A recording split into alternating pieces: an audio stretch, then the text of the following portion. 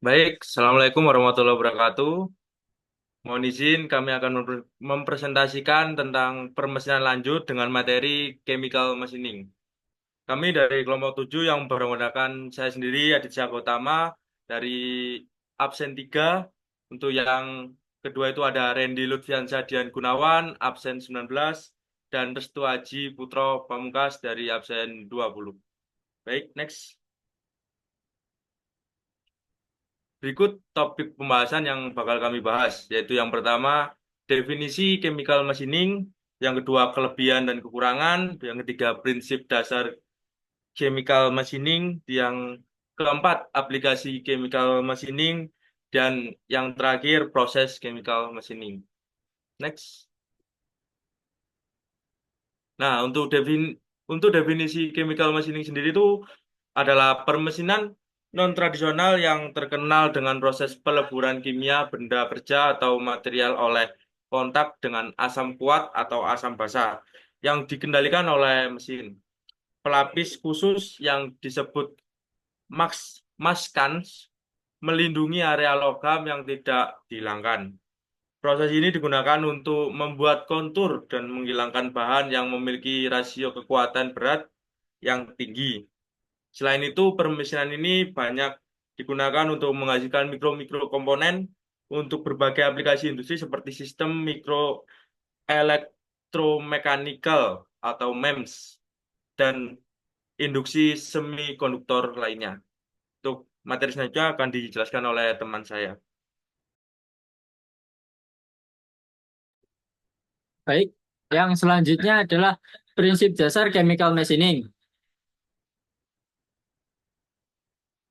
Yang pertama ada chemical milling untuk mengurangi berat dan menghilangkan material dengan kedalaman yang relatif dangkal. Benda kerjanya dapat berupa plat lembaran, material hasil tempaan forging dan material hasil tekanan extrusion. Kemudian yang kedua adalah prinsip dasar dari chemical blanking, yaitu pengosongan lembar logam. Aplikasi dari proses ini yaitu pada papan printer, panel-panel dekorasi, dan logam tipis. Yang ketiga ada photochemical blanking, yaitu prinsip dasarnya yaitu merupakan modifikasi dari chemical milling, yaitu menghilangkan material dengan teknik fotografi. Material yang dibentuk mampu setipis 0,0025 mm. Aplikasinya pada pembuatan fine screen, printed circuit card, lapisan motor listrik, dan mask untuk TV berwarna. Next. Selanjutnya adalah proses chemical machining. Yang pertama adalah workpiece preparation. Benda kerja atau materi harus dibersihkan pada awal proses chemical machining. Pembersihan operasi dilakukan untuk menghilangkan minyak, lemak, debu, karat, dan zat dari permukaan material. Pembersihan material yang baik menghasilkan proses adhesi dari bahan penyamaran. Ada dua metode pembersihan, yaitu pembersihan mekanika dan pembersihan kimia. Langkah selanjutnya adalah coating with masking material. Adalah lapisan bahan kerja yang telah dibersihkan dengan bahan masking. Bahan masking yang dipilih harus siap masker strippable yang secara kimiawi ditembus dan cukup untuk tetap kokoh pada abrasi kimia selama etsa. Proses selanjutnya yang ketiga adalah scraping of the marks. Langkah ini memberikan sistemasi rancangan untuk mengekspos daerah yang menerima proses pemesinan kimia. Pemilihan marks tergantung material yang akan digunakan, jumlah bagian yang akan dihasilkan, dan yang dikehendaki secara detail geometrinya. Pelapisan yang dangkal memerlukan toleransi dimensi yang dekat. Next. Proses selanjutnya yang keempat adalah etching. Langkah ini merupakan langkah yang paling penting untuk menghasilkan komponen yang diperlukan dari bahan lain. Tahap ini dilakukan oleh jenis mesin etan dengan cara membenamkan material. Material etan menentukan sistemasi dalam mesin.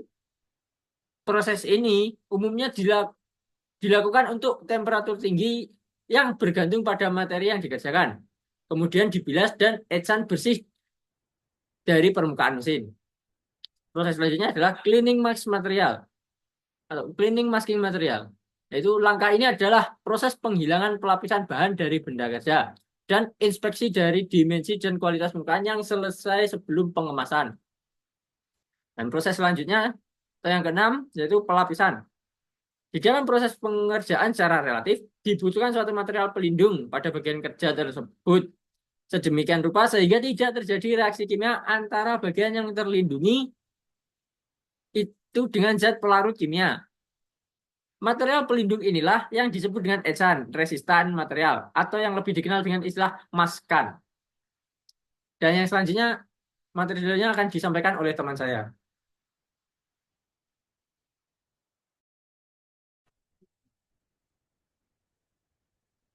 Oke, selanjutnya ada kelebihan dan kekurangan dari chemical machining. Untuk kelebihannya, yang pertama ada setup dan perkakas yang digunakan relatif murah. Yang kedua ada tidak terjadi bekas-bekas geram pada bagian tepi daripada benda yang dikerjakan.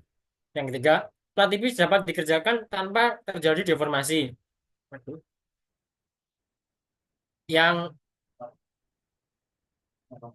yang keempat, ketelitian pengerjaan bertambah dengan semakin tipisnya benda kerja. Yang kelima, proses chemical machining tidak tergantung pada kekerasan benda kerja selama proses. Yang keenam, berlangsung berlangsung tidak terjadi perubahan sifat fisik material benda kerja. Dan yang terakhir, proses chemical machining sangat fleksibel untuk segala bentuk dan ukuran. Nah, ini ada kekurangan dari chemical machining. Yang pertama adalah membutuhkan keahlian operator yang relatif tinggi. Yang kedua, peralatan yang digunakan dalam proses ini harus benar-benar terlindungi.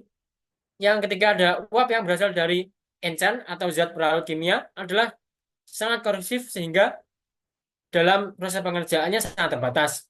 Yang terakhir ada produktivitas relatif rendah. Oke, yang terakhir ada aplikasi chemical machining. Yang pertama, chemical machining, chemical milling digunakan untuk part-part dari pesawat terbang, panel-panel peluru dan perangkat mikroelektronik.